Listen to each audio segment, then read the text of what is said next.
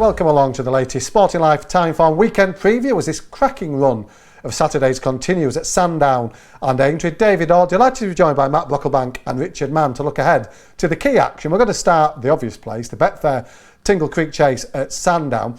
Matt, we're going to get the time form graphics on screen. The good news is we've got the big guns standing their ground, and this looks a stellar renewal. Yeah, a really exciting renewal, Dave. Obviously, we've got the superstar there at the top, Shishkin. He's had 11 unbeaten starts when he's completed. Obviously, he fell in a hurdle, and then we saw him last time out when he pulled up at Cheltenham. But we've got him, we've got last year's winner, Grenadine, a rock-solid course specialist at Sandown, winner of the race last year. And then we've got two of the real sort of top novices from last season, obviously Sporting Life winner Edwardstone and Gentleman to Me, Willie Mullins' horse, who went on to beat Edwardstone at Aintree as well. So yeah, the makings of a quality race. Hopefully there's no issues over the ground. I think by the sounds of things, Nicky Henderson midweek saying all systems go, should be absolutely fine ground there at Sandown on Saturday. So yeah, the race revolves around Shishkin, doesn't it? He's £10 clear on the ratings, and you can see why it's such a short price. He's £10 clear. We've got the video clip of him here, winning at Kempton, beating a certain Grenadine. There was £10 between them clearly here.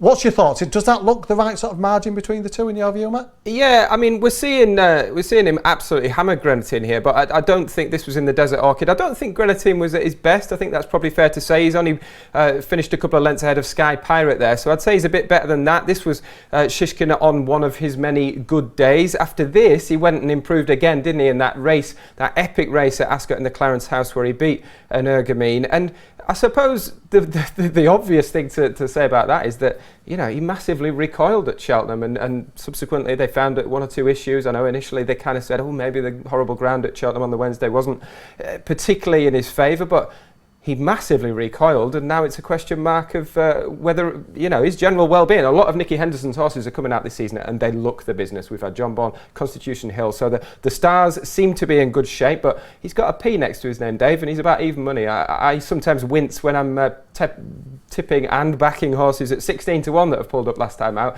I think I'll say thanks but no thanks with Shishkin at evens. Rich, we know Grenadine's in good nick, and he arrives off the back of this win. We're going to watch a video of him winning at Exeter in which he was really, really good. This feels a bit like Grenadine's champion chase, doesn't it, this Tingle Creek?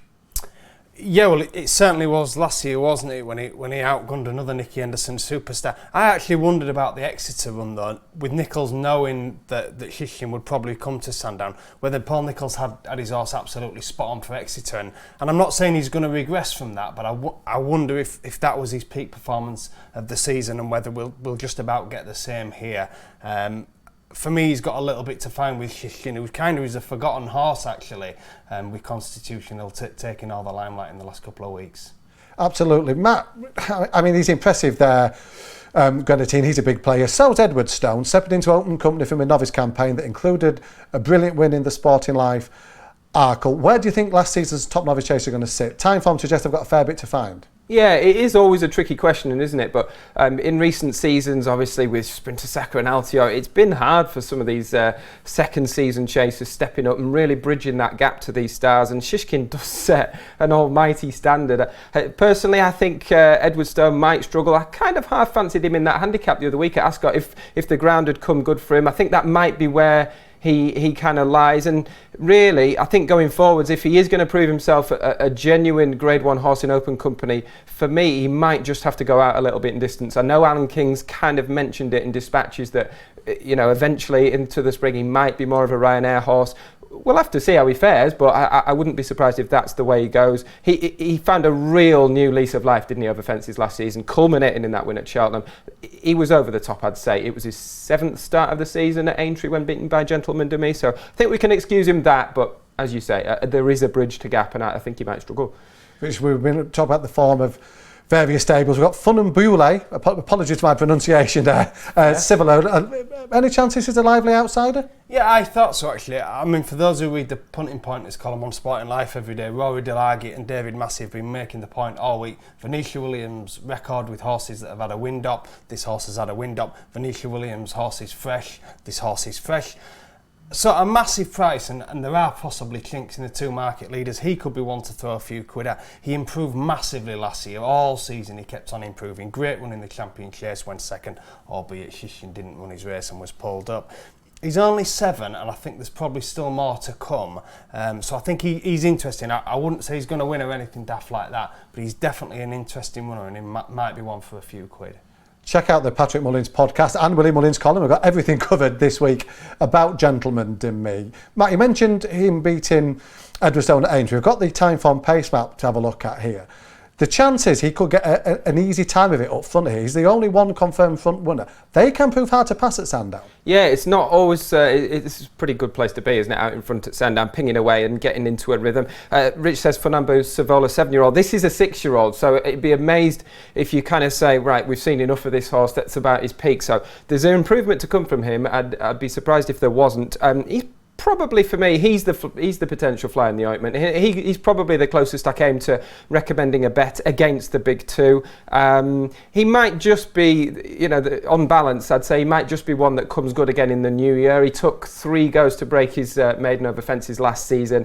This is in at the deep end, second time out. I could see him stripping fitter, a lot fitter for the run at Naas, the comeback run. He was held when unseated eventually that day.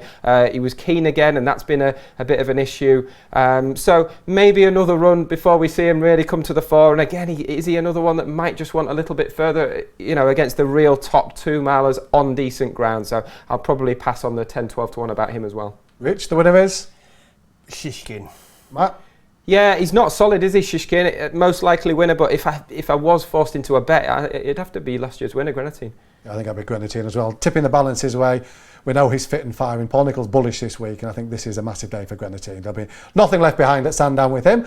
Aintree, Becher Chase. I always love the Becher Chase, and this is an interesting renewal as well. Let's get the time form ratings up. Rich, it's an open staying handicap, but isn't it great when you see these big races over the big fences at Aintree? There's always something special about them. Yeah, this time of year as well, deep into winter now, it really feels like the National Hunt season. It was dark last year, wasn't it? It was seriously foggy. Feels like the season's really kicking off now, and this is such a unique test for horses as well, isn't it? So no, great spectacle, looking forward to it. Got Geskiel top rated 158 for a thriving team, a team going places there, Matt. We've got video footage of him in action. He's been over these big fences this season here in the Grand Sefton, and everything about this run would suggest, I know you put him up, don't watch it with your hands over your eyes if you like, it was a value bet selection, but the way that he ran here would suggest the extra trip on Saturday at least is very much in his favour. Maybe, yeah. At the end of the day, he's been beaten here and he's been nudged up £4 for getting beat. So my initial inclination at a slightly shorter price this weekend is that was this the day to be with him? And it's an interesting one about the trip. He is up a good sort of 5-6 furlongs in distance. For me, it's his pace here that's kind of closing the gap, and it was his pace earlier in the season that sort of caught my eye. He did win over 3 miles at Ludlow, but it was a 3-runner Hunter Chase, and it was probably his pace that day that saw him. He beat that Give Me a Copper, quite a fair horse in the sort of Hunter Chase sphere. So I have stamina reservations about this horse personally. I think the ground's absolutely fine. He's clearly in good form, and you can never underestimate a little bit of experience around these fences. But yeah, for me, at a shortish price, I'm happy to oppose him on stamina grounds. Rich, we've got last year's winner, Snow Leopardess, the remarkable Snow Leopardess. Back, we've got a video footage of her win last year. Hopefully the visibility will be better on Saturday. Will she be leading him home in front again? Probably not this year. Look, cracking mare, isn't she? Really, really good. But 2 P's next to her name now. Last 2 starts pulled up, and she was pulled up on a comeback at Warwick. Last year she came into this race on the back of a win, so that's a definite negative. The positives is she loves this place, and Charlie Longston's had his horses in excellent form for a few months now. But I think on balance and negatives about recent form. Not time form P's, are they, next to her name? Pulled up. Yeah. The second, what is he putting the Hill 16 up as being a possibility on anybody's shortlist? It's got to be, yeah.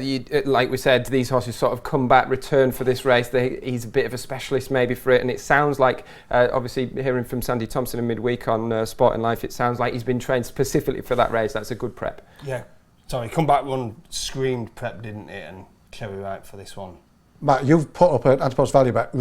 From the outside, looking in a really good position with Ashdown Lad. How does it feel now for you on the eve of the race? Yeah, always go cold, don't you, when one halves in price. I mentioned there Geskiel that we saw having what was a really tough race in the Grand Sefton. Not the ideal preparation. I'd say Ashdown Lad's had a very good preparation. He was just behind Milan Bridge. He runs on Friday. He was behind Remastered. the form looks quite solid. This was in a handicap hurdle at Aintree, remastered, running really well in the Coral Gold Cup the other day at Newbury. Look, he's a talented horse, this horse. He's possibly not quite won the number of races that his talent deserves. Maybe he should have done. He's on the right side of the handicapper now, though. He runs off a mark of 138. That's a couple below than when he was quietly fancied for the Scottish National. You watch it again, he ran a really good race. He belted a couple on the first circuit, but was still right in the hunt again until about a mile to go. So dropping back from 4 miles to 3, I'd say is absolutely fine for him. It's no coincidence, is it? He's had a look round Aintree this season. He's been there. He's had his outing there at Aintree. This has been a massive target for him. I think he's got a heck of a lot going for him, not least the Skelton Yard really firing and winning these big races every Saturday at the minute. Rich, I know the Wolf was your favourite gladiator. What about the equine version in this? Interesting profile. Very interesting. He was my favourite gladiator. Consistent chaser for Ollie Murphy. Second time wind up, which is really interesting.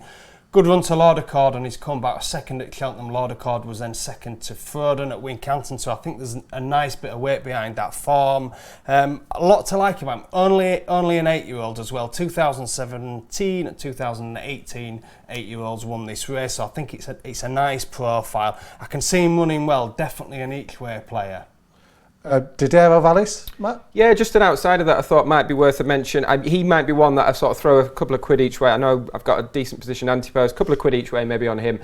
He's not out of the handicap, but he's £2 wrong here because they've dropped him £2 for his comeback run at Exeter. I thought it wasn't a worst run at all, to be honest. He shaped fairly well. He's just one of those, he runs well around this course. He was 6th in this race last year, probably a bit better than that on the day. He's been 5th as well in a previous Grand Sefton.